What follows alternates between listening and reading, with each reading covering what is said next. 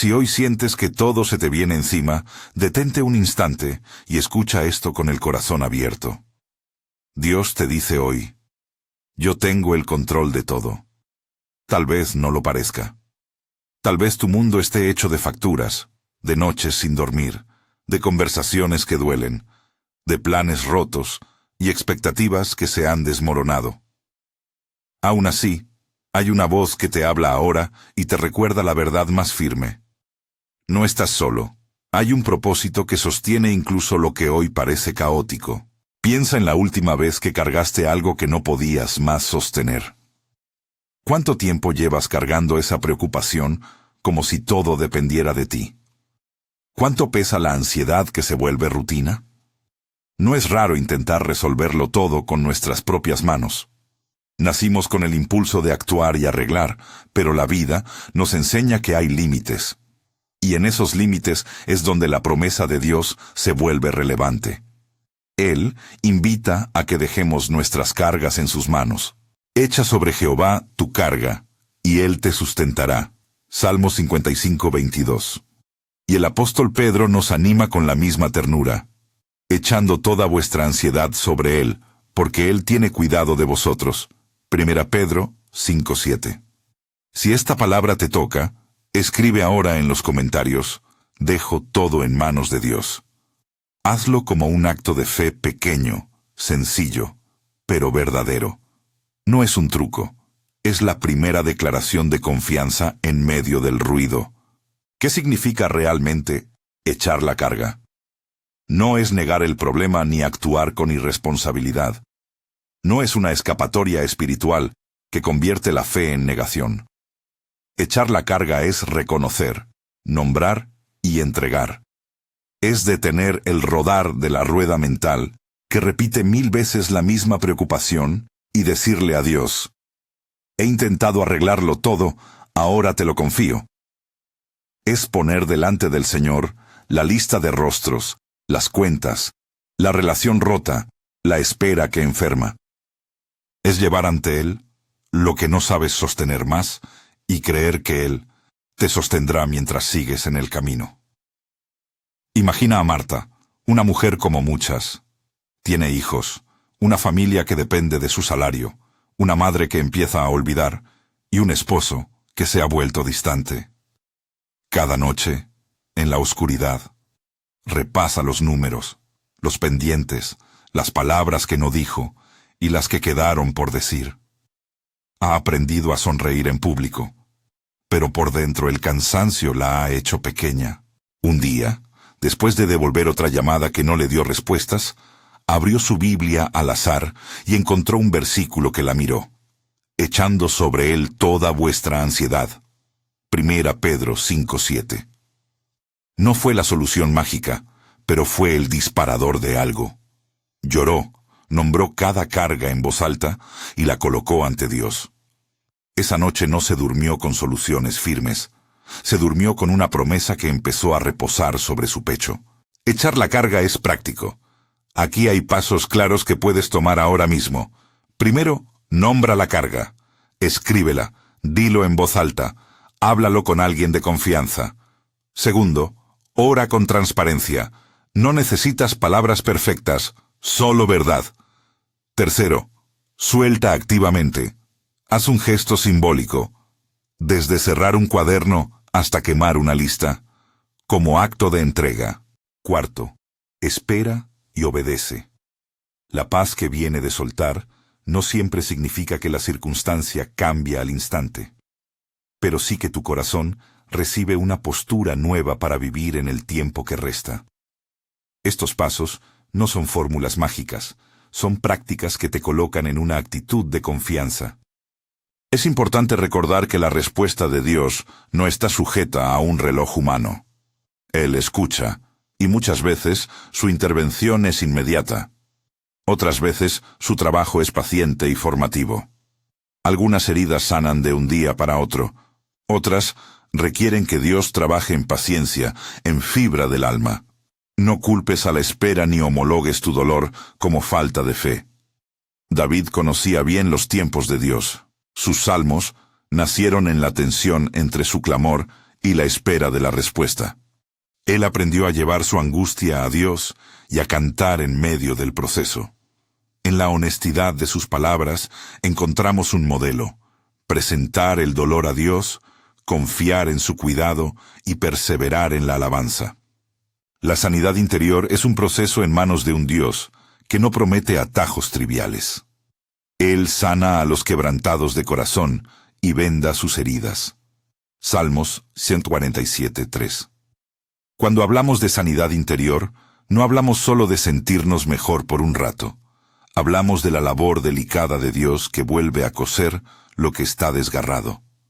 A menudo, el primer paso es admitir que algo está roto. La pérdida de un sueño, una traición, un resentimiento que ocupa demasiado espacio. Traer eso ante Dios implica valentía, porque mirar la herida duele. Pero la promesa es que no quedas inválido en tu dolor. Hay un médico que conoce cada fibra y que comprende la narrativa completa de tu vida. Considera la historia de José en el Antiguo Testamento. Fue vendido por sus hermanos, encarcelado, olvidado y luego vindicado por Dios. No quiero convertir su biografía en un manual simplista, pero sí señalar cómo, a través de años de dolor, Dios moldeó su carácter y su propósito.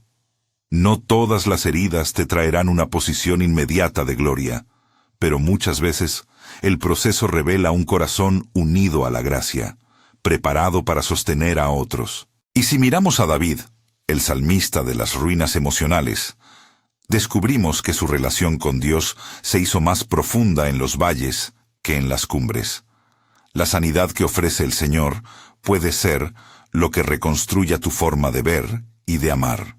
Acercarte a Dios con tus heridas exige pasos concretos. Te propongo 3 prácticas para empezar hoy. La primera, escribe una carta a Dios donde descargues tu verdad. No tienes que compartirla con nadie. La segunda, busca una persona de confianza, un pastor, un amigo maduro, y comparte, aunque sea un fragmento, la carga que llevas. La tercera, anota una verdad bíblica que contrarreste tu miedo. Léela en voz alta cada mañana. Estas 3 acciones no evitan el dolor por arte de magia, pero ordenan tu vida hacia la sanidad y te colocan en un ciclo de verdad y cuidado. Hay otra dimensión que a menudo descuidamos: el hecho de que Dios no nos aleja de las pruebas sin recorrerlas con nosotros. Cuando pases por las aguas, yo estaré contigo, y si por los ríos, no te cubrirán. Isaías 43:2. Eso no garantiza la ausencia del agua o del fuego, garantiza la presencia de Dios en medio de ellos. Es una promesa que suena contracultural. No te prometo comodidad sin riesgos, te prometo compañía en lo que te desafía. Esta cercanía transforma la manera en que enfrentamos el sufrimiento. Ya no se trata de sobrevivir por cuenta propia, sino de avanzar de la mano del que guía y que tiene visión eterna. Piensa en alguien que atraviesa la pérdida de empleo. De un día para otro, la identidad se tambalea. La sensación de no ser suficiente trae una avalancha de preguntas. ¿Qué haré ahora? ¿Qué dirán mis hijos? En ese cruce, la promesa no es que la puerta se abra al instante, sino que la presencia de Dios es palpable. Él camina a tu lado, provee recursos, personas y oportunidades, a veces de formas que solo se ven con el tiempo. Mientras tanto, te llama a una fe práctica: buscar trabajo con diligencia, cuidar tu salud emocional y confiar en que su mano sostiene el proceso. Mantener la esperanza en medio de la prueba requiere dependencia del Espíritu Santo. No es un esfuerzo moral que se logra con disciplina humana solamente. El Espíritu nos capacita para orar, nos da paz en la ansiedad, nos guía en decisiones y produce frutos que hablan de una vida transformada. El apóstol Pablo, en su carta a los Romanos, describe cómo no sabemos pedir como conviene, pero el Espíritu intercede por nosotros con gemidos inefables. Esa imagen nos recuerda que cuando nuestras palabras son insuficientes, el Espíritu traduce nuestro anhelo al lenguaje que Dios comprende plenamente, Por tanto, la invitación no es a una fe de autosuficiencia, sino a una dependencia acogedora del Consolador. En la práctica diaria, depender del Espíritu implica simples ejercicios. Antes de reaccionar en una discusión, suspende el impulso y ora por sabiduría. Antes de decidir, busca consejo y ora pidiendo dirección. Cada mañana, pide sensibilidad para ver las oportunidades de servir. No es una lista que garantiza resultados mecánicos, sino hábitos que nos alinean con la presencia viva de Dios. Con el tiempo, esa dependencia produce paciencia, discernimiento y un corazón moldeado para la misión que se nos confía. La vida cristiana tiene frutos visibles: perdón, servicio humilde, generosidad y luz que brilla ante los hombres. El perdón no es opcional, es un camino que libera. Efesios 4:32 nos llama a ser bondadosos y perdonadores, así como Dios nos perdonó. Sirviendo con humildad, demostramos que nuestra confianza no está en nuestro estatus, sino en el Señor. Ser generosos no siempre implica grandes sumas. Implica disponibilidad de tiempo, atención y recursos para los necesitados. Jesús dijo que de la abundancia del corazón habla la boca. Una vida que confía en el control divino produce acciones coherentes. Permíteme ilustrar con una escena.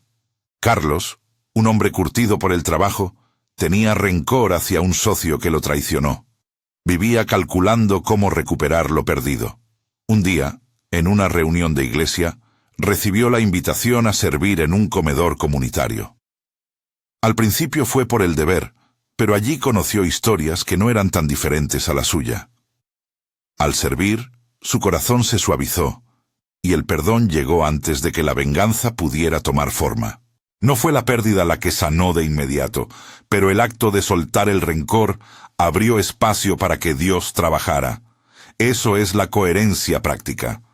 Soltar la carga que te consume para que el Señor haga su obra. Discernimiento relacional es otra habilidad esencial. No todas las batallas se comparten con todo el mundo.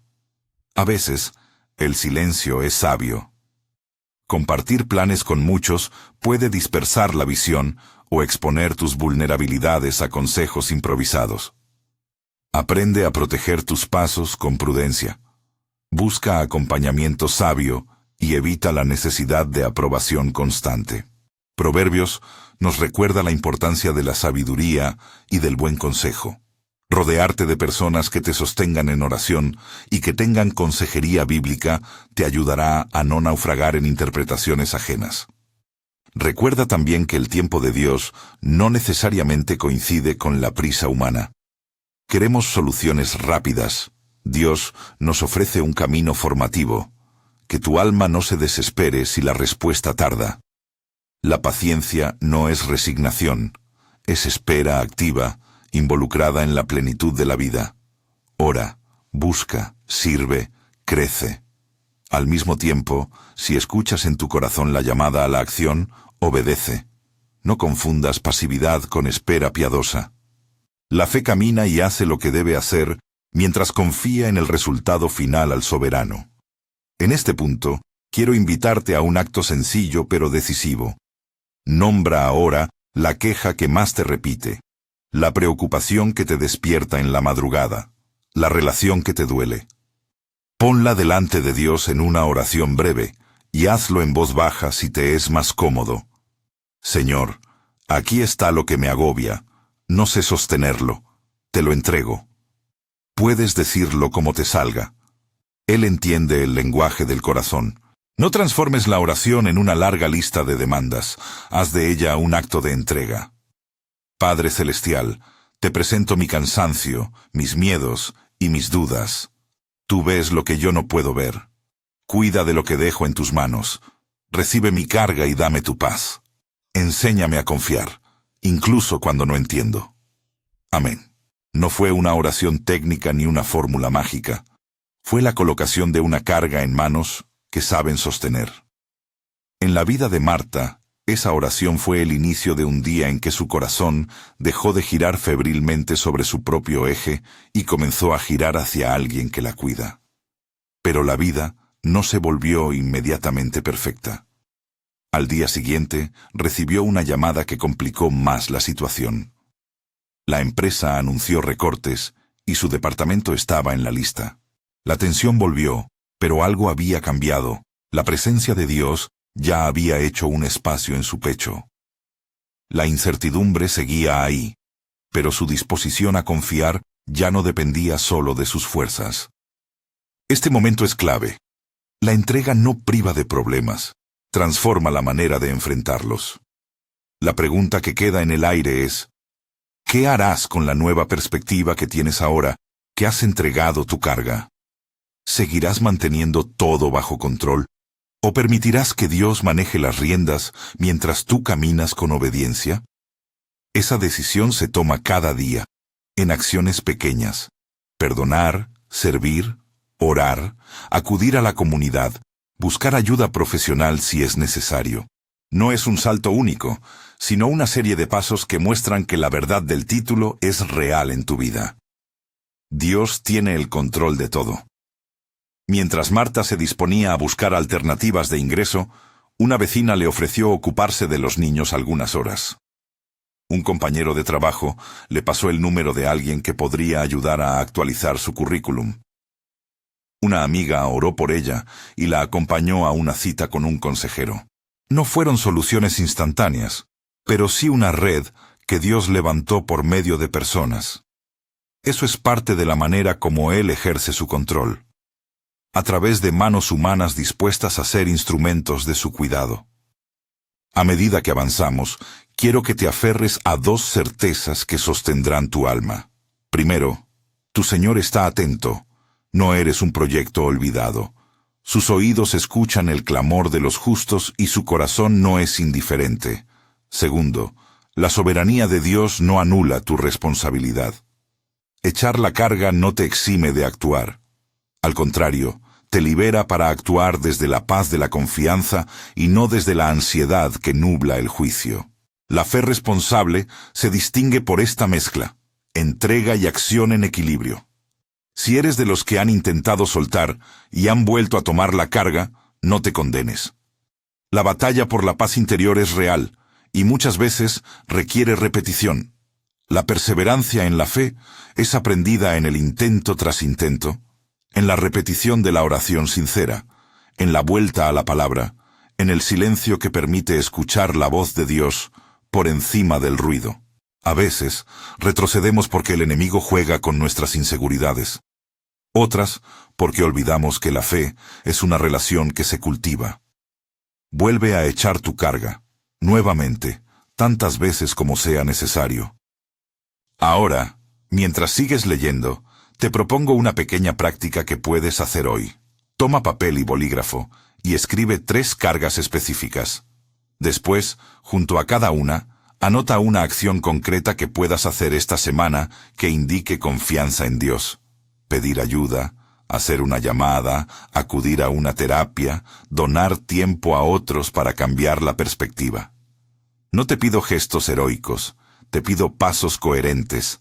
La confianza se vive en el detalle, no siempre en grandes gestos. Al cerrar este tramo del camino, y aunque no todo esté resuelto, te invito a mirar otra promesa que te sostendrá en los días venideros. Si me invocáis, yo os responderé, y os enseñaré cosas grandes y ocultas que vosotros no conocéis. Jeremías 33:3, Jeremías 29:12, en otras traducciones. Dios escucha cuando clamamos. Su respuesta puede venir con precisión o con enseñanza. A veces la respuesta es un sí, otras un espera, y otras un mejor camino. En cualquiera de los casos, su intervención tiene sabiduría eterna.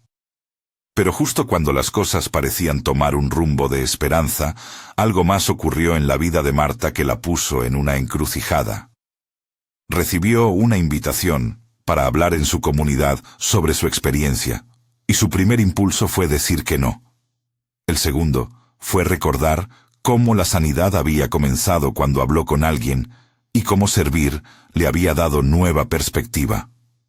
Estaba ante una tensión real: exponerse y quizá abrir heridas, o refugiarse en silencio y guardar para sí la experiencia que podría ayudar a otros.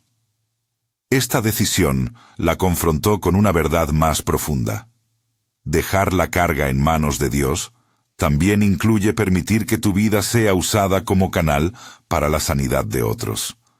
La posibilidad de servir surgía justo en medio de su necesidad. En ese punto, su historia se queda en un momento decisivo. Marta se sienta frente a la ventana con la lluvia golpeando el vidrio. En la mesa su carta a Dios doblada, y en su teléfono un mensaje que exige una respuesta. Sabe que no puede resolver todo sola. Siente el peso de la responsabilidad, pero también la llama a confiar que hay alguien que sostiene. La elección que tomará en las próximas horas no será la última de su vida, pero sí marcará el rumbo inmediato de su fe. ¿Arriesgará su vulnerabilidad para ser instrumento de esperanza o cederá al miedo que la vuelve cautiva otra vez? Mientras reflexiona, una calma nueva, pequeña pero firme, comienza a asomarse. Su decisión será un paso hacia la verdad que hoy te digo con claridad. Dios tiene el control de todo. Marta tomó su decisión. No fue un acto dramático ni una revelación celestial con trompetas. Fue un suspiro de entrega que apareció después de mucho pensarlo. Respondió al mensaje: acepto. Al decir sí, no desaparecieron las dudas ni las noches en vela. Lo que cambió fue la orientación de su corazón, de protegerse a servirse como instrumento. Cruzó el umbral de la iglesia con la carta doblada en el bolsillo y la historia abierta en la boca. Allí, frente a personas que también cargaban historias, compartió con temblor y con verdad lo que había escrito a Dios. No buscó aplausos, buscó ser honesta. Y en esa honradez descubrió una cosa que ya sabes por experiencia o por la Escritura. Cuando depositas tu fragilidad en manos de Dios, Él comienza a usarla para revelar su poder, no para tu vanagloria, sino para el bien común. La comunidad fue parte del proceso de sostén. Una hermana le ofreció compañía para entrevistas de trabajo. Un voluntario le ayudó a actualizar su hoja de vida, y otros simplemente oraron con ella. Lo curioso es que nada de esto anula la angustia de cada día. Lo que hizo fue convertir la carga individual en responsabilidad compartida. Esa red humana fue el vehículo por el que Dios ejerció su cuidado. Es así como sostiene a su pueblo, a través de manos dispuestas, corazones atentos y acciones concretas que brotan de la fe práctica. Recuerda lo que dice Proverbios: la sabiduría de rodearse de buenos consejeros y la prudencia de confiar en la dirección que viene del Señor. Proverbios 3:5. Confiar no significa dejar de pensar, significa dejar de gobernar con temor y empezar a caminar guiado por sabiduría. Quizá te preguntas: ¿y qué pasa cuando, a pesar de todo, la tormenta se intensifica? La vida no nos promete un camino recto y sin espinas. Promete la presencia de aquel que camina con nosotros. Si has sentido que la respuesta está tardando, no caigas en la trampa de creer que Dios no te oye o que te olvidó. La paciencia es una disciplina espiritual que se aprende en la fidelidad diaria. Pablo lo enseña cuando habla de la perseverancia como fruto del trabajo interior de Dios en nosotros. En muchos relatos bíblicos vemos cómo la espera no es pasividad, es trabajo de fe. Job enseñó, en su extrema experiencia, que la fe se sostiene más allá de la explicación. Y aunque no empecemos a discutir sus detalles, su historia nos recuerda que la fidelidad humana y la soberanía divina conviven en un misterio que exige humildad. Permíteme ahora recorrer contigo algunos núcleos prácticos que reforzarán la convicción. Dios tiene el control de todo. Primero, el arte de nombrar. Has leído sobre escribir cartas a Dios. Ahora profundicemos. Nombrar no es solo describir la queja, es poner rostro a cada elemento que te agobia Identificar a la persona, la relación, el momento, el temor. La claridad tiene poder porque corta la nebulosa del miedo. Cuando nombras, tu oración gana precisión y tu voluntad puede llevar a cabo acciones concretas sin confundir la actividad con la fe.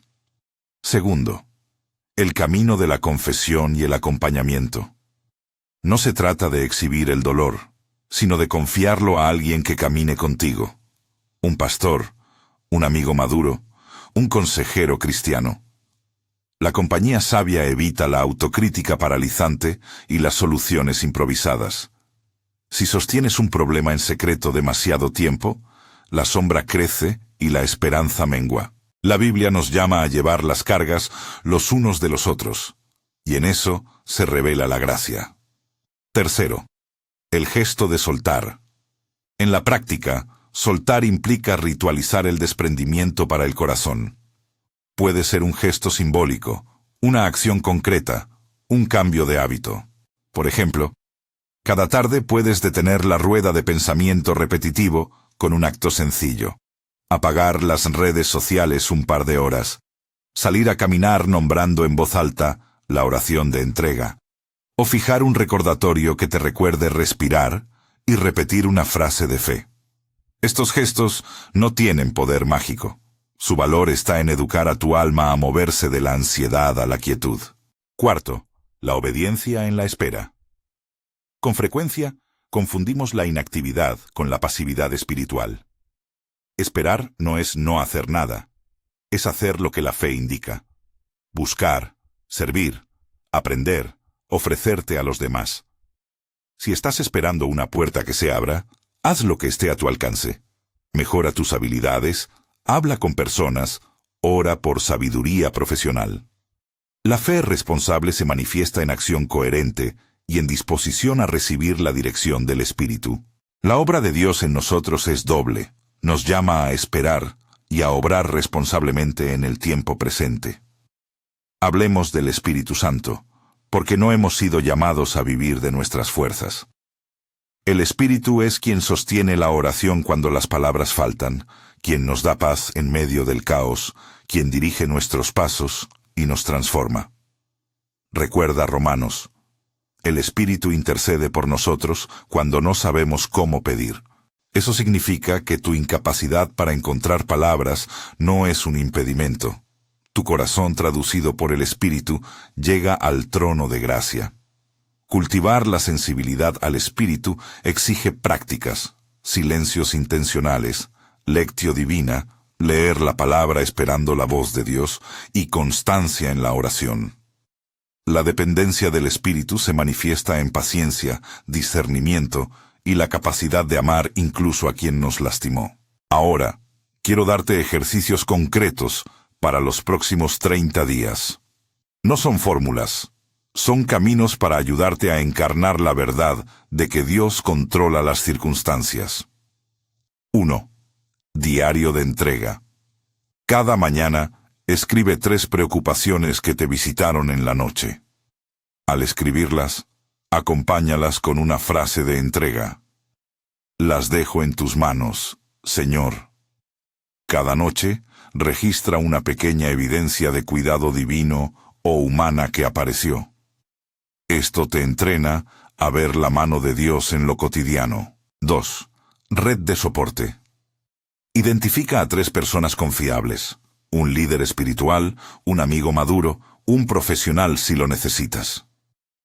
Acuerda con al menos una de ellas un encuentro semanal de 20 minutos para compartir avances y pedir oración. No cargues solo. 3. Acto de servicio semanal. Elige una forma de servir que no dependa de tu energía emocional.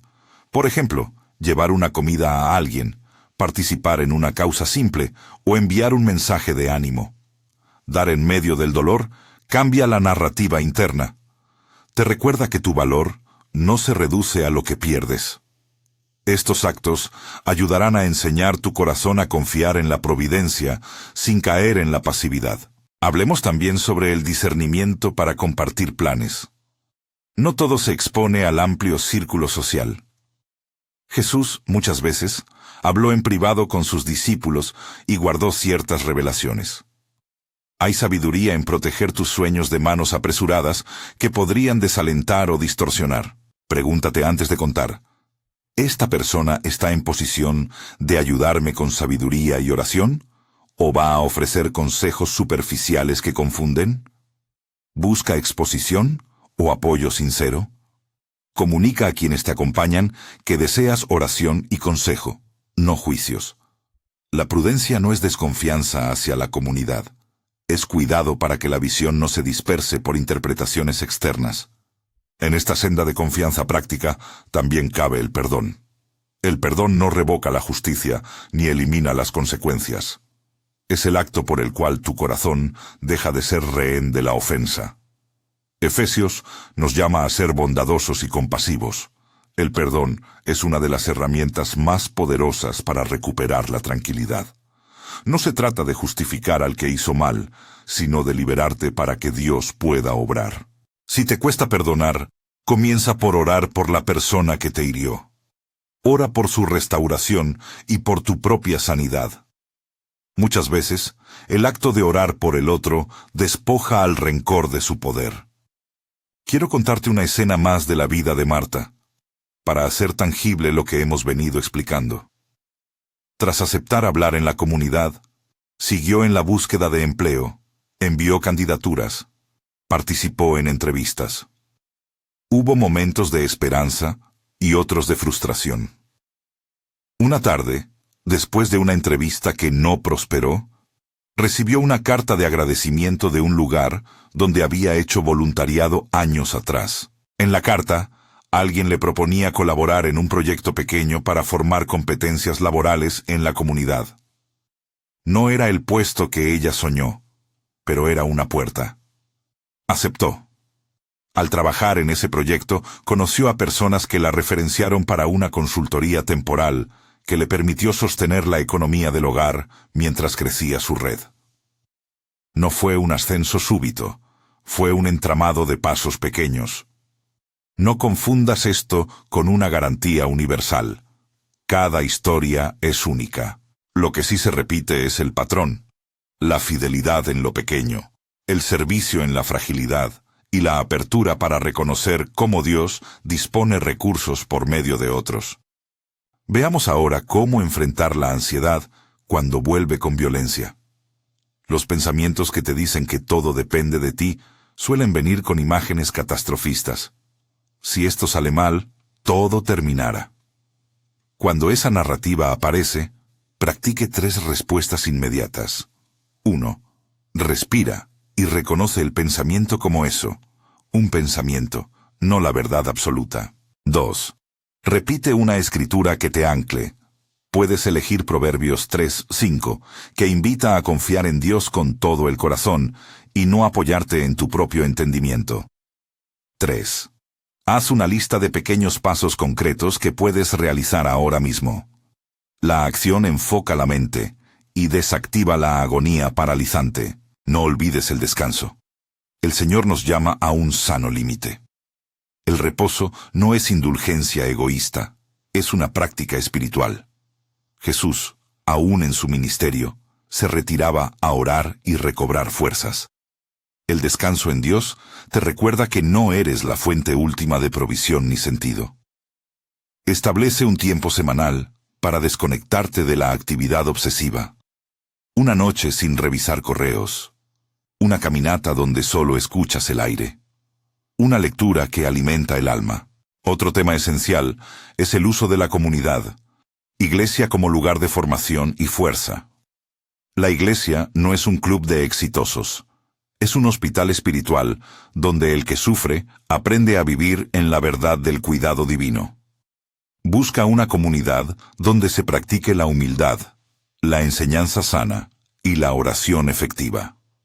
Permítete recibir el acompañamiento pastoral serio, no el consuelo superficial de quien evita el dolor con frases hechas. Ahora permíteme acercarme al clímax pastoral de esta palabra.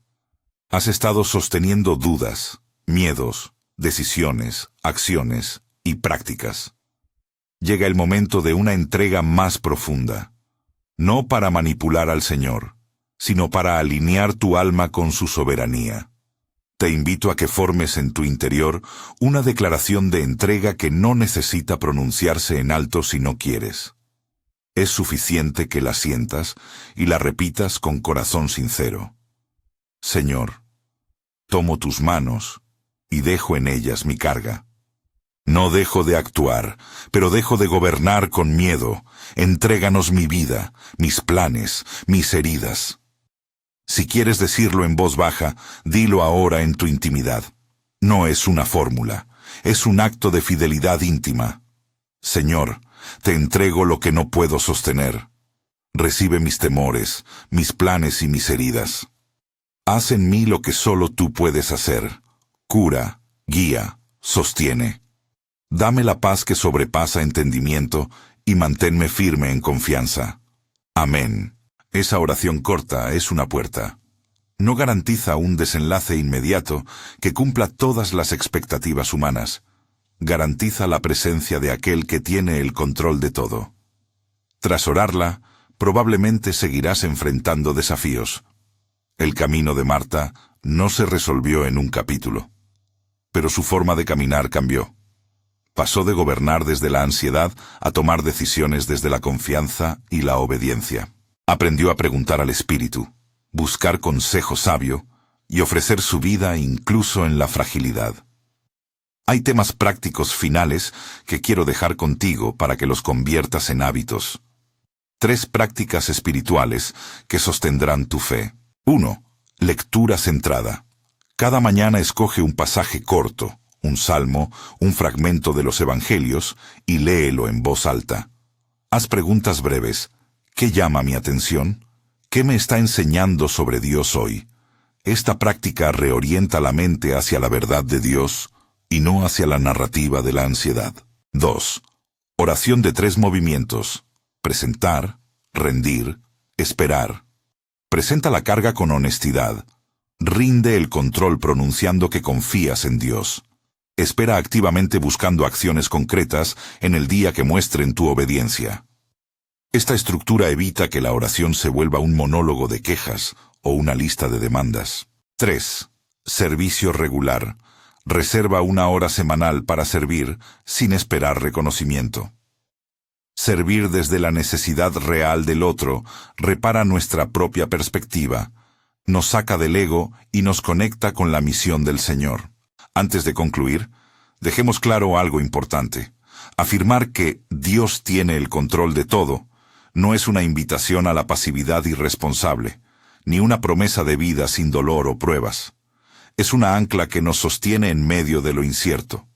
Dios gobierna con sabiduría, y muchas veces sus maneras de obrar desafían nuestra lógica temporal. Algunas respuestas son inmediatas, otras son formativas. La madurez espiritual consiste en aprender a esperar en compañía de Dios, a actuar desde paz y a servir en medio de la incertidumbre. Marta siguió adelante. Aceptó la consultoría temporal que le ofrecieron, continuó sirviendo en el proyecto comunitario y mantuvo sus prácticas espirituales. 1 año después, su vida seguía siendo imperfecta, pero se había transformado la manera de vivirla. Había más paz y más disposición para dejar el control en manos del Señor. Su testimonio no fue una promesa de éxito instantáneo. Fue la narración de una mujer que aprendió a caminar con el Rey aun cuando las estaciones eran duras. En tu propia historia puede haber estaciones similares: pérdida, enfermedad, incertidumbre económica, rupturas. No minimizo el dolor. Lo anuncio dentro de la promesa mayor: que Dios está presente y que su soberanía se ejerce con ternura y justicia. Busca en la Escritura la seguridad. Los salmos te darán palabra para tu llanto. Isaías, compañía en las aguas. Las epístolas, instrucciones prácticas para vivir en comunidad y en dependencia del Espíritu. Si sientes que las fuerzas flaquean, acude al cuerpo de creyentes. Si ves que el alma no se reconcilia, considera la ayuda profesional que respete tu fe y te acompañe. Antes de terminar, quiero dejarte una última exhortación. No abandones la vida de oración ni la práctica de la palabra por la frustración de tiempos lentos. El reino de Dios crece como semilla, a veces lento, pero seguro. Nuestra tarea es sembrar con fidelidad, regar con oración y permitir que Dios haga crecer la obra en su tiempo. El fruto será visible, aunque a veces la cosecha se asombre de lo que sembraste en la penumbra. Hoy quiero que te quedes con esta doble certeza. Dios gobierna todo y te llama a participar de su obra con responsabilidad y esperanza. Tú no eres un espectador ni un titiritero desesperado. Eres imagen suya, llamado a confiar mientras operas con integridad. Vuelve a la práctica, nombra, confiesa, suelta, espera y obedece. Hazlo una y otra vez. Permite que el Espíritu te guíe en lo pequeño y en lo grande. Si esta palabra ha rozado tu corazón, te invito a hacer algo sencillo. Suscríbete al canal para recibir más enseñanzas que fortalezcan tu fe y comparte este mensaje con alguien que necesite recordar que no está solo. El camino de la fe se transita en comunidad. Cuando compartes, permites que la verdad de que Dios tiene el control de todo alcance otras almas cansadas. Que el Señor te bendiga y te guarde, que su rostro resplandezca sobre ti y te dé paz. Camina confiado. Tienes un Padre que conoce el hilo más escondido de tu historia y que lo sostiene con amor infinito. Amén.